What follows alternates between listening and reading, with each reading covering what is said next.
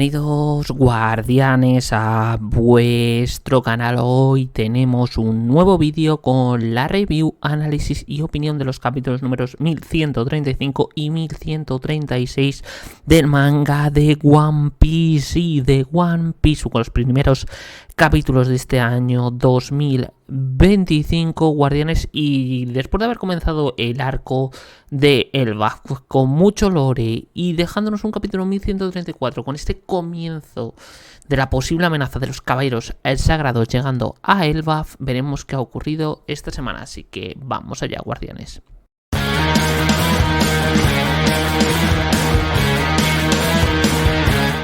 Y bueno, guardianes, vamos a empezar con el capítulo 1135, titulado Copas de Amistad. Y lo primero, pues, es la portada de la mini historia, en este caso por el viaje a los templos, en este caso de Yamato, la hija del demonio, tomo 21, indicando yo no soy la misma de aquel día, y vemos a Tama pegando una patada y reventando directamente a Holden, así facilito, que era quien había robado la espada, en este caso en mini historias anteriores. Y bueno, guardianes, ya entrando en lo que es el capítulo 1135, este comienza con Bonnie y Chopper leyendo un libro gigante, mientras Saul presenta a Biblio, el jefe de la biblioteca. Es fundamentalmente un búho que ha estado ahí más de 100 años y él puede hacer gigante cualquier libro que entra dentro de su territorio. Vemos como Saul sigue comentando que al no formar parte del gobierno mundial, las gaviotas New Co., es decir, el periódico de Morgans, no llegan a Elbaf, por tanto tienen que aprovecharse de los pescadores que tienen algún tipo de periódico para enterarse de las noticias. Lilith, al escuchar todo esto, comenta que en este caso Biblio posiblemente tenga la Iku no Mi, cuya habilidad es que puede hacer crecer cualquier objeto inorgánico, terminando Robin diciendo que hay muchos libros de arqueología e historia en esta biblioteca, pero que también hay de medicina para Chopper.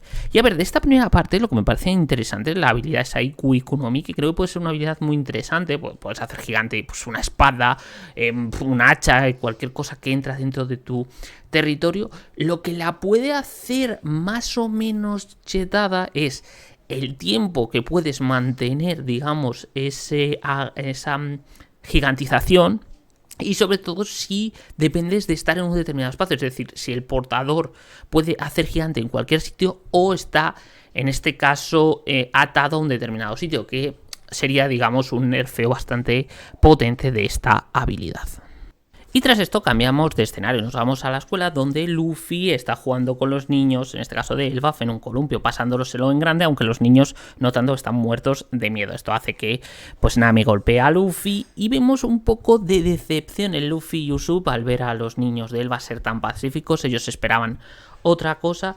Sin embargo, vemos cómo aparece Conlon, el niño que vimos al comienzo del arco, para atacarles con su espada gigante de manera. Sin embargo, Luffy lo esquiva y para su ataque con la Gear 3, además de lanzarle un Elephantogun, que para mí es un poquito bestia, aunque no da a Conlon, algo que emociona a este, diciendo que es un verdadero Yonko, aunque el resto de niños se meten con él diciendo que es un bestia y que se salta las clases, sin que esto afecte a Conlon, que los llama debiluchos.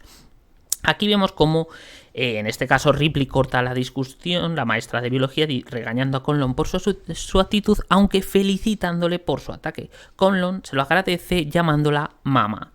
Este también revela que su padre es un humano, un pirata temerario que no tiene miedo a nada ni a nadie, ni incluso a los guerreros de Elbaf. Ripley lo confirma diciéndole que, aunque no sean su marido, aunque no sea oficializado el matrimonio por la diferencia de edad, sí que es un humano, claro, generando la sorpresa en quien escucha esto. Tras esto, vemos al resto de los Mugiwara recibir el outfit de Elbaf, en este caso de Gear, antes de dirigirse al banquete que le tenían preparado en Elbaf, salvo Robin, Lilith, y Bonnie y Franky, que tienen otras cosas que hacer. Interesante sobre todo es lo de Franky, ya que Saul le comenta que hay varios árboles Adam alrededor del mundo, aunque el de Elbaf es el más viejo. Y a ver, de esta parte lo más interesante es, en este caso, ese pirata humano que es padre, en este caso, de Conlon, y que en este caso Conlon es medio humano, medio gigante, algo que me parece sorprendente quien se ha podido beneficiar a Ripley. Y claro, a ver, aquí, viendo la relación que hemos visto que tiene Shanks con Elbaf, incluso la interacción que lo hemos visto con con Conlon, aunque yo eso lo veo más como un paralelismo del primer capítulo con Luffy, pues claro, aquí pues la gente ya ha dejado volar la imaginación y la idea de que Conlon sea el hijo de Shanks. Yo creo que esto es bastante precipitado afirmarlo por lo pronto que estamos en el arco de Elbaf y los pocos datos que tenemos, aunque es una posibilidad y hay algún tipo de conexión entre ellos. Y ahora cambiamos, guardianes, a lo más interesante que nos dejó este primer capítulo, el 1135, porque volvemos al castillo de Elbaf, donde los dos guardias del castillo encuentran a los dos encapuchados. Estos le preguntan dónde se encuentra Loki, y la respuesta, en este caso de los guardias, es que no le va a dar ninguna información, ni le van a decir dónde se encuentra el demonio de Elbaf. Y vemos cómo aparece, pues en este caso, la caballera sagrada, digamos, atacando a uno de los guardias con un ataque eléctrico que lo revienta de una, así que poderosísimo para reventar a un gigante de un golpe, diciéndole que no es una pregunta, sino es una orden. Y bueno, guardianes, si ya podríamos haber teorizado con ese final, ese cliffhanger, con el panel de la aparición de estos dos caballeros sagrados, uno se parece mucho a Shanks y que se está rumoreando que si es un clon, que si es un gemelo, bueno, iremos viendo, pues ya sabemos cuál es el objetivo, en este caso Loki. Veremos en el capítulo 1136 cuál es no solo el objetivo, sino cuál es la intención de buscar a Loki. Y finalmente, guardianes, ya entramos en la parte final del capítulo, donde vemos por fin ese brindis o ese banquete en Elbaf, donde Luffy y Usopp se encuentran totalmente en su salsa. Es su sueño, un sueño que conocemos desde el capítulo 100 del manga, cuando se encontraron por primera vez con Dory y Brogy en Little Garden. Pero no solo es eso, también los gigantes están igual de emocionados en recibir a los Mugiwaras. Vemos un brindis por Luffy, como Yonko, y por su tripulación, que acabaron venciendo a Big Mom y a Kaido. En este banquete también aparece Stansen, es decir, el amigo de Hirudin y aquel que salvó Luffy en Sabaody cuando era esclavo, estaba esclavizado por un Tenryubito, y aquí se nos da el contexto de que era amigo de la infancia de Hirudin, que fue capturado y subastado a un asqueroso Tenryubito. Y el capítulo acaba con la aparición de un nuevo personaje, en este caso de Yorul, la montaña barbuda, de 408 años, creo que se pone que es en este caso es el gigante más viejo o más longevo del lugar, un gigante que parece una auténtica montaña y que destaca por una singularidad, y es que tiene una espada incrustada en su casco que le atraviesa totalmente la cabeza. Pues bueno, ya sabemos estos toques bizarros que nos da Oda con alguno de sus diseños, y lo más interesante pues aquí pues es ese cumplimiento del sueño de Luffy y Usopp, un sueño que llega desde hace, o que se va gestando desde hace 1000 capítulos, que es una auténtica barbaridad. Y luego pues está también conexión con Sabaody en el momento en el que Luffy revienta ese Tenryubito, que es oro molido. Y ya, guardianes, entrando en el capítulo 1136, titulado Un país que espera la llegada del sol. Y bueno, este capítulo 1136 pues va a tener una portada con la mini historia de los viajes por los templos de Wano de la chica Oni Yamato, y en este caso su volumen 22, con la frase una base secreta misteriosa en una zona remota de Udon. Y vemos en esta portada pues la llegada a esta base misteriosa, que era de los antiguos piratas de Kaido, del propio Holden, con Tama y con Yamato.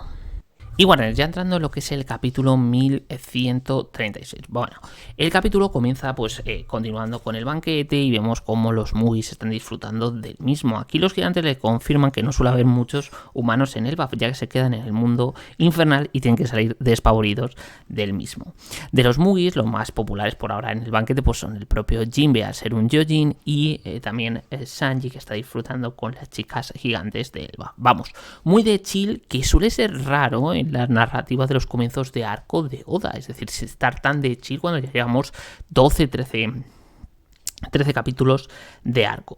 Aprovechando el banquete, Rose se acerca a los Mugis para disculparse de lo sucedido anteriormente. La respuesta de Zoro es que ya da igual, ya que nadie sufrió ninguna herida, aunque si Usopp no lo hubiera parado sería un cuerpo sin cabeza. Bueno, Zoro siendo como siempre el más badass y el más terrorífico de los Mugis.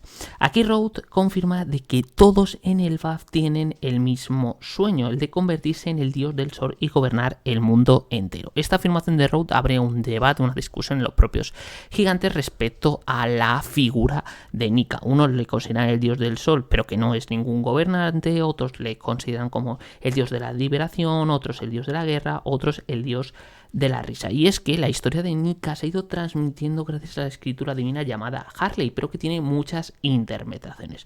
Pero Yarul comenta que el mundo ha sido destruido 2 veces y el dios del sol Nika estuvo presente en ambas. La pregunta es que si es de verdad un salvador, si es un vil destructor, pero lo único que se sabe es que su aparición provoca que el mundo cambie rápidamente y drásticamente, algo que estamos viendo con Luffy, y por eso todos lo que son los cabezas de los gobiernos temen la aparición de Nika. Nika se considera el dios del sol, por lo que representa el sol, la esperanza, y usa una vestimenta blanca como su pelo, con una risa estruendosa. Ahí es cuando Luffy se da cuenta de por qué Bonnie le llamó, en este caso, como el dios del sol, y se le compara con dicho dios. A ver, de esa primera parte, vamos a decir que lo más interesante es esa, digamos, ese debate de si Nika realmente es ese dios de la liberación, ese faro que va a salvar el mundo, o su aparición y esos cambios tan repentinos que producen llevan a la guerra y a la destrucción. Porque, como hemos visto, en este caso siendo Joy Boy, pues se produjo ese primer enfrentamiento con Indes, que todavía conocemos muy poquito, salvo el mensaje de Vegapunk que llevó a, digamos, esa crecida del nivel del mar y un poco la destrucción del mundo tal y como le conocemos. Lo que pasa es que aquí Yarul dice que se ha destruido el mundo 2 veces, entonces entiendo que la primera se produjo antes de la aparición, entiendo, de IME, el gobierno mundial y Joy Boy, entonces espero que también nos cuenten más de eso, porque creo que es muy interesante y que nos va a dar pistas respecto a sobre todo a poder responder a las preguntas de que si al final Nika es ese salvador del mundo, o si, por el contrario, como algunos lo ven, puede ser un vil destructor del mismo, y ver si Luffy está destinado a destruir el mundo. El relato de Yarul-sama no es compartido por Hyruin y el resto, ya que ellos admiran a Nika y que comparten el sueño con Road. Yarul indica que hasta el propio Loki, cuando asesinó a su padre, era porque intentaba convertirse en Nika. Al escuchar esto, Luffy les pregunta si Loki es un buen tío. La respuesta de los gigantes es que no, y aquí le cuentan un poco la historia de Loki, el príncipe maldito. En este caso, antes de nacer había una profecía de que el rey Harald sería asesinado por su propio hijo. Poco después del nacimiento de Loki murió el corcel del rey, conocido como caballo de la fortuna. Y ese mismo año Lin Lin asesinó al héroe legendario de Elbaf, Yarul-sama, y un año después murió la reina. Después de eso, con 10 años, el pequeño príncipe descendió hasta el mundo infernal y con su gran poder, en este caso, convirtió el sitio en suyo, asesinando a las bestias que se oponían y al resto mandándolas contra las aldeas. Con todo y esto, había que unir que es un pirómano con naturaleza malvada, que provocó diferentes desastres. Lo peor fue cuando asesinó al rey Harald, sin importar que fuera un buen rey o bondadoso, cuyo sueño era conectar a Elbaf con el mundo. Incluso el propio Yarul-sama fue apuñalado cuando intentó detener a Loki en la escena del crimen, y por eso tiene la espada en su casco. Todo esto terminó cuando Shanks hace 6 años lo capturó cuando trataba de escapar al mar.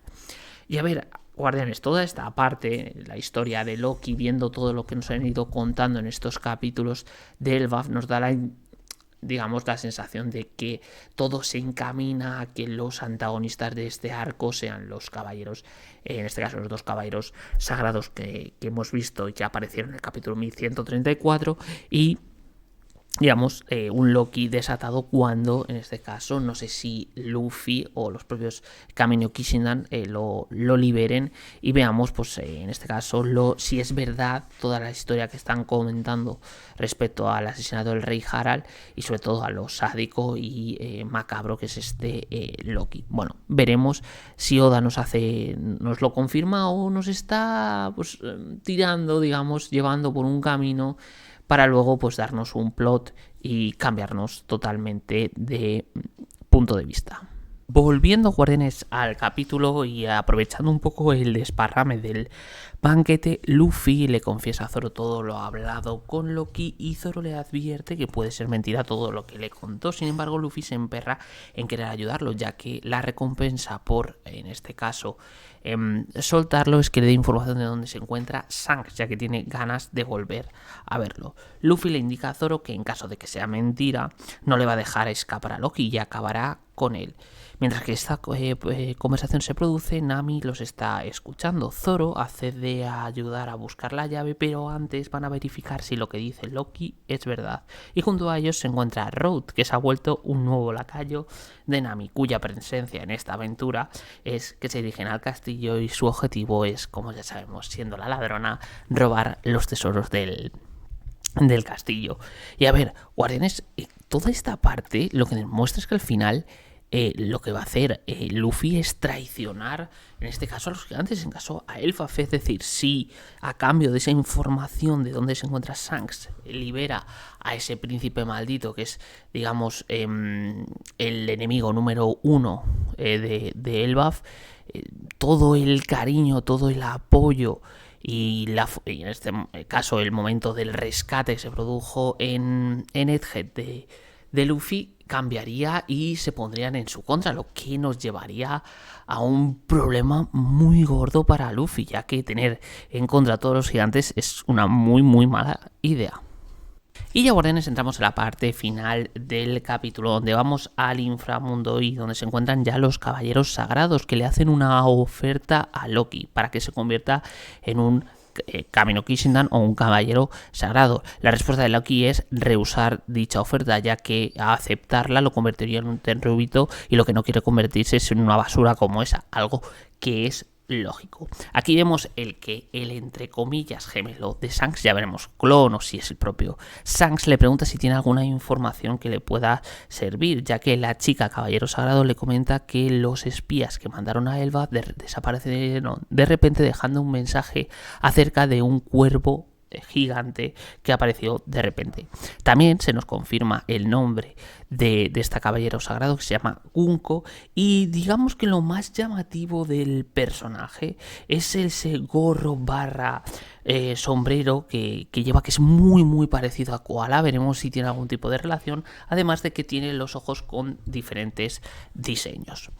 Tras la negativa y viendo que la conversación se va poniendo cada vez más, digamos, intensa, vemos cómo aparece el lobo, digamos que antes como estas bestias a merced de Loki, y este le pide que les ataque, pero vemos como en este caso de las vendas de Gunko sale una flecha que se le empieza a entrelazar en el cuello y lo ahorca. Y aquí vemos como el, entre comillas, gemelo de Shanks le pregunta si ha cambiado de opinión y si lo ha hecho esto le salvará la vida. La respuesta sádica de Loki es que el destino es el que le tocó y en este caso tiene que morir en paz, porque un guerrero debe afrontar de manera valiente la llegada de la muerte. Para terminar el capítulo con una amenaza y una absoluta muestra de locura de Loki diciendo: ahora yo usaré esa rabia por la muerte para destruir completamente el mundo. Y a ver, guardianes, que el personaje de Loki está como una cabra, es así, que cada vez hay más pistas de que lo que se está comentando respecto al Rey Hara, la traición, la muerte y todo lo que se dice de Loki es verdad. Yo todavía soy algo, no escéptico, sí que tengo algo de duda, porque conociendo a Oda, cuando te lleva hacia tan claro hacia un camino, te lo estamos dando muchas veces, luego te saca este caso, te cambia de carril, como lo he dicho en algunas ocasiones, pero la verdad es tremendo. Luego me gusta el diseño de Gunko, me parece interesante, esa posible conexión con Koala, veremos su poder, esas vendas en forma de flechas, si es por una Akuma no Mi, la verdad está muy guay. Y luego el personaje que se parece, bueno, el cabello sagrado, que no sabemos si es el hermano, gemelo, el clon de Shanks o el propio Shanks, porque el cabrón de Oda lo está jugando de maravilla. Nos muestra el lado derecho de la cara, el izquierdo, ¿no? Para ver si tiene o no esa cicatriz. Está jugando con la capucha, con las sombras. Lo está haciendo muy bien, para teorizar, y la verdad, realmente realmente muy potente los movimientos de los Kami no Kishinan y la verdad todo en las sombras. Y poco más, guardianes, pues nada, si os ha gustado este análisis, review y opinión del capítulo número 1135 y 1136 del manga de One Piece, pues ya sabéis, darle like y todo el vídeo, suscribiros al canal para más contenido de anime, manga, bueno, ya sabéis, un poquito de todo. Y nada, en la caja de comentarios me decís qué os ha parecido los 2 capítulos, cuál creéis que son los planes que tienen los Kami no Kishinan y sobre todo qué pensáis de Nika, el dios salvador o la destrucción de este mundo. Chao, chao, guardianes.